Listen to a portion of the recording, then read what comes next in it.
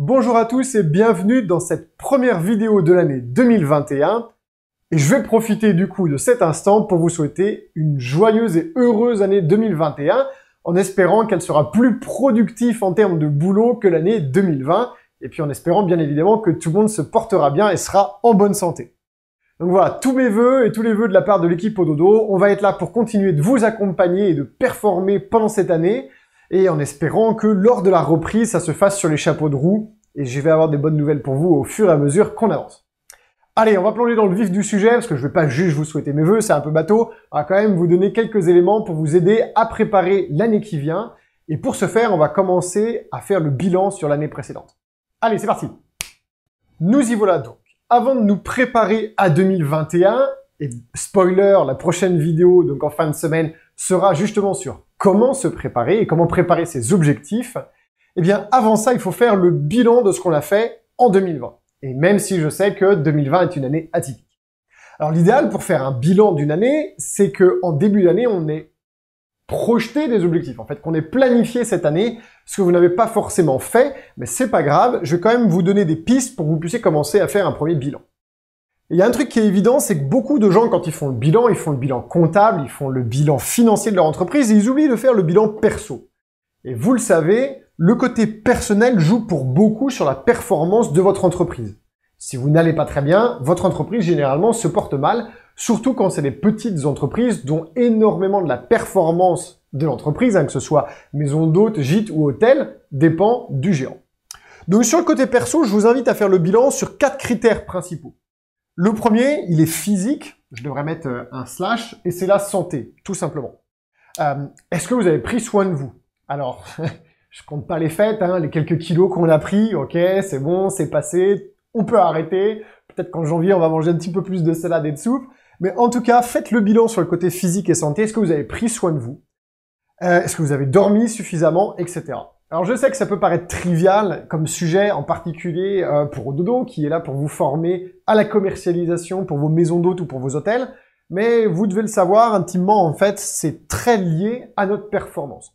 Donc n'hésitez pas à regarder, à essayer de vous replonger en arrière sur cette année 2020 et est-ce que vous avez suffisamment pris soin de vous, tout simplement.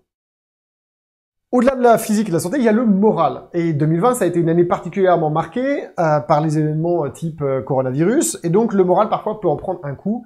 Qu'est-ce que vous avez fait pour maintenir ce moral au top niveau? Il y en a qui font du yoga, il y en a qui font du sport, il y en a qui se boivent un whisky par jour. Bon, tant que c'est qu'un seul, ça peut peut-être aller. Il y en a qui font de la méditation, etc. Peu importe, mais qu'est-ce que vous faites? Est-ce que vous avez, pendant cette année 2020, mis en place certaines actions pour maintenir votre morale ou en tout cas pour rester en bonne santé à l'intérieur de votre esprit? Il y a la partie intellect, bien évidemment. Qu'est-ce que vous avez fait pour continuer à vous former, continuer à progresser? Et vous savez, quand on reste immobile, eh bien en fait on régresse puisque le monde avance et donc comme on est immobile, bien évidemment, eh bien nous on recule. Donc c'est pareil, c'est un truc que beaucoup de gens ne prennent pas en considération quand ils font le bilan, mais qu'avez-vous appris de nouveau en 2020 qui vous a aidé sur le plan perso ou sur le plan boulot? Et si vous n'avez rien appris qui vous a aidé ni sur le plan perso ni sur le plan boulot, eh bien il va falloir réfléchir à en 2021, essayer d'aller chercher du savoir, du savoir-faire, en tout cas certaines choses qui peuvent nourrir votre intellect et qui vont vous servir à la fois dans le perso ou dans le boulot. Et puis, il y a aussi le côté relationnel, et alors ça, vous le savez, vous le ressentez peut-être, surtout dans notre métier où le relationnel est très important. Quand on a des problèmes relationnels, souvent ça nous bouffe de l'intérieur, et forcément, ça va impacter le moral, ça va impacter le physique et la santé, et donc ça va impacter le pro. Voilà, je ferme cette parenthèse pour le perso, mais ne le négligez pas, c'est super important. Et si vous avez des questions ou si vous avez envie d'étendre sur ce sujet, eh bien mettez des commentaires sous cette vidéo, puis je serai ravi d'en discuter avec vous. Après, il y a bien évidemment le côté pro. Et ça, c'est le truc le plus important, entre guillemets, quand on fait le bilan. Alors, les KPIs, vous savez, c'est les Key Performance Indicators, donc en français, dans le texte, les indicateurs clés de performance.